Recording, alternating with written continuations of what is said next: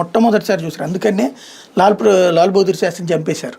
తీసుకెళ్ళి ఏది తాష్కెంట్ ఒప్పందం పేరు చెప్పి రష్యాలో కూర్చోబెట్టి ఆయనకి పూర్తి ఆరోగ్యంగా ఉండే మనిషి గుండె నొప్పి వచ్చి చచ్చిపోయాడని ప్రచారం చేశారు.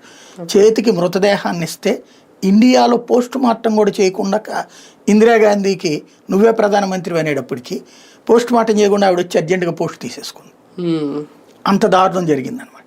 అంటే ఆ రోజున ఉన్నటువంటి సిచ్యుయేషను లాల్ బహదూర్ శాస్త్రి జవహర్లాల్ నెహ్రూ వల్ల కూడా కాలేదు.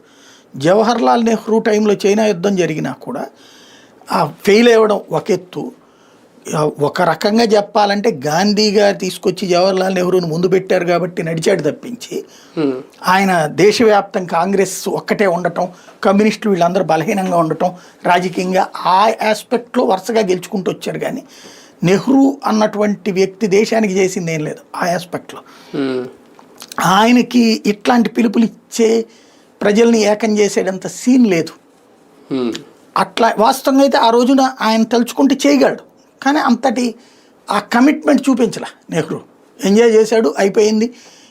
చైనాతో ఓటమి తర్వాత మానసికంగా దెబ్బతిన్నాడు. అప్పుడు ప్రజలు చిత్కరిస్తారని ఆ మానసిక క్షోభే ఆయన మరణానికి కారణమే. ఆ తర్వాత వచ్చినట్టు లాల్ బహదూర్ శాస్త్రి ఆ విధమైనటువంటి ఒక గ్రిప్పు సంపాదించాడు. అది గాంధీ